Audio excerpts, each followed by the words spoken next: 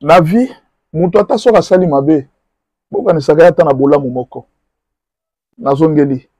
La vie, mutu to ata soka sali mabe nyonso, boka ni saka yata na bolamu moko na ye. Lelo, alingai to sola muke na église de réveil. Église de réveil, tout ça na kati ya distraction makasi. Makasi. Alingai na interpeller papa Ejiba, ya mapia. Alingai na interpeller papa Roland Dalo. Alingai na interpeller papa Dodo Kamba. Papa Kankenza, nanga na interpellé bino. D'abord, le qu'on a ibisa bino, voyez que Mutua Liboso a sombela église de réveil. Ndako, yako vandi sa bureau, et ça Joseph Kabila. Mobutu a compliqué sérieusement l'église de réveil parce que pour la cause de personnalité juridique, l'église de réveil, ils ont qui très compliqué. Musée, tango yaki, alingaki a compliqué les sous l'église de réveil. Alobi soko ngosa l'église faut en a 2 millions de francs congolais na compte. Pendant ce temps, 2 millions de francs congolais zaki mbongo ebele boyebi na tango musée, 2 millions de francs congolais ça représentait combien? C'était peut-être dans de 800 000 $. Pour la cause l'église, c'est pasteur Azara na 800 000 $. Cette histoire, musée a endurci encore la condition de l'église. Tango Kabila ye, c'est Kabila qui est venu faciliter makambo église de réveil. Et ça, Moussali Moko Nanzambe, pasteur Job Mukadi, Azana ministère na Manchester. Pasteur Wana abandaki kobunda chaque jour pour l'église. Et ça a la facilité à cause personnalité juridique. Comment église te cause à l'église de réveil? Pour la cause de personnalité juridique, c'est tout un problème. Église de réveil, pour la cause de Mikanda, c'est tout un problème. Pasteur Job, Bakenda, Bango Nyonso, président Kabila Bengisa Bango. Bakenda na Papa Olangi, Bakenda na Poutino, Bakenda, Kabila Tuna Bango Alobi, Bolingi na Sala Nini pour l'église de réveil. Moussousou Baya wana talaka ba pasal na Nzambe. Ce jour-là, pasteur Job Mukada quitté. Habitalaka ba pasal na Nzambe. Moussousou Baya wana pasteur biso to lingi ndenge ba pesa ba sango ba jeep, biso peto banda kozwa ba jeep. Ça c'est le pasteur. Coutinho était révolté à l'obi. Ah, nazo comprendre binoté. Boké kozwa bato, botiki mutu moko ya mayele. Pasteur Job Mukadi, boké ndeko récupérer ye. Nde Papa Olangi akenda luka pasteur Job Mukadi. Habité, naza na besoin na yo. Lobi photo kuta. Kabila ibisi bango lobi na yo kibino. Boko ma doléance na bino na papier. Bozwa yango bongo boya na koya ko répondre bino. Nde Papa Olangi ba réunir bango nyonso baki bakuta na Papa Olangi babandi ko travailler. Ndenge Coutinho insista ki alobi fo ba mona kaka Job Mukadi. Papa Olangi abengi alobi na zoya pa na habité papa. Ngana koye pa na ngande na zoya pa ya yo Papa Olangi. Est-ce que histoire église obino boyebi yango? Boyebi yango te. Tena betela bino. Wana bara kuta na Kabila. Basal Nzambe bele bayebi bavandi kimia lelo. Boyebi. Bokenda komona Kabila. Kabila pesa bino ba réponse belé ya malamu. Bobo sana bolama mutute. Ata okoza la sali mabe mais pour l'église de réveil. Ba te belé pe ba bénéficier na Kabila. Bobo sana kangote. Muntu ata so asali mabe nyonso. Bobo sana bolama na ata mokote. Alors qu'est-ce qui s'est passé?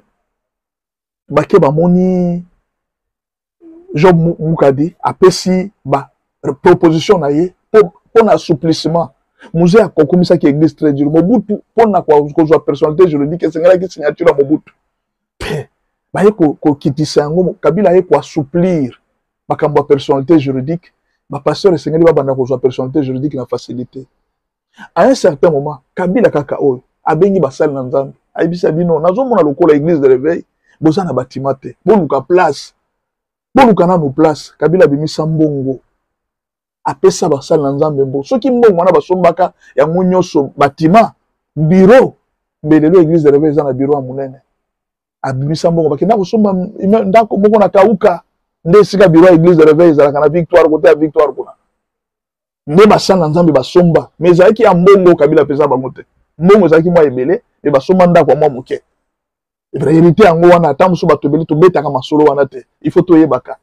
Kabila mutu liboso asombela église de réveil bâtiment eza Joseph Kabila asombela bango bâtiment bavanda bango na bâtiment ya guo bango balingaki pa ya mbongo bango balingaki baoreille pe ko exiger bi il faut toza na bâtiment bango na Gombe bango ba pesa bango bâtiment na Gombe mais bango moko de ba préférer ba baza na Victoire Moi bâtiment ya onatra o ya kalawana nde sika bakena ko somba ata lelo tie za wana Kabila mutasomba kiango alingaki baza l'organiser église de réveil bango moko kaka ko wela ka bambongo banini nde babengi Job Mukadi o ya na ministère na Manchester alobi te il faut tout organiser église ba assouplir d'abord personnalité du juridique église esengeli po eza organiser muto abanda église esengeli ba tiela ba kale belé te eza sango malamu eza association sans but lucratif ndo mona Kabila aki ko assouplir alongola ki ba décision papa na yatikaki ya 2 millions pour na kosala église biloko Mobutu azaki nango pour na kozwa personnalité qu'il faut la signature du président biloko na ba ko assouplir église de réveil ya ko pema mokia na tango ya Kabila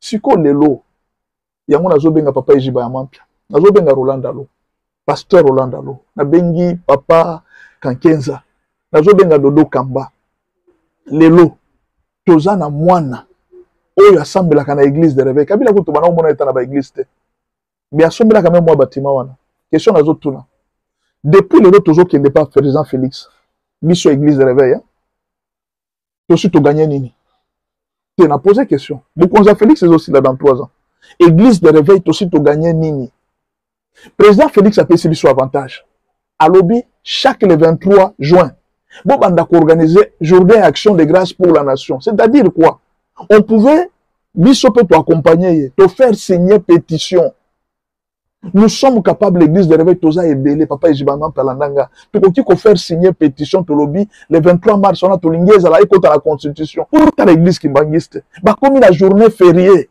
siko biso église de réveil to ko biso peut bosser la journée fériée au président yeboka lobby le 23 juin et cause à la journée action de grâce à ba église de réveil pour accompagner sans âme merci non rien président wana mandat aussi là et là quand tu dis que soit na président Salaki boy président jusque là église de réveil to ko tika la kana bâtiment au Kabila sombela biso to ko tika lo ba mabe Kabila lelo Kabila mais asombela biso église de réveil bâtiment mais Félix azokende Félix a sombeli biso nini na lobité que Félix a sala makambo ebele parce que Félix a kenda na stade problème eza Félix était biso ba auto to kende pembe na Félix tozo yebisa ye nini papa Ejiba yokanga est-ce que boyebi que église de réveil toza na makoki soki to signer pétition lelo tokoki ko joa même ata ministère ya religion na Congo awa toza tellement ebele que toza na makoki ya ko signer ko joa ministère ya religion mais toza organiser te tozo yokana te Félix aza wana soki to sengi abi papa président tala bâtiment Kabila sombela kibiso